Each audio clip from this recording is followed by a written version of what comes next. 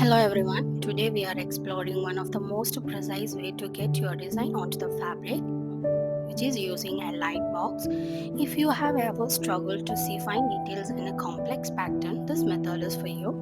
Unlike other methods that rely on natural light, a light box provides a consistent, bright surface that makes even the most intricate lines pop, ensuring your embroidery starts with a perfect foundation. So, this is the light box I'm talking about. So, you will need your pattern printed or hand drawn, your fabric ironed and wrinkle free, a light box or a light pad, a heat erasable pen or a fine tip water soluble marker, and a masking tape or painter's tape or cello tape to secure fabric and pattern. Then we will start by placing your pattern directly onto the surface of the light box. Once it is positioned, use small pieces of tape to secure the corner so the paper doesn't slide. Place your fabric over the pattern. You will see the design glow through the threads immediately. Make sure the fabric is flat and straight.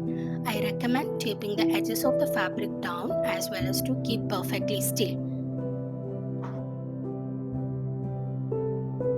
Switch on your light box and adjust the brightness to a comfortable level. Using your tracing pen, begin following the lines and always start from the center and work your way out. This prevents the fabric from shifting or bunching as you draw. So use a light touch. You only need enough ink to see the guides clearly while you stitch.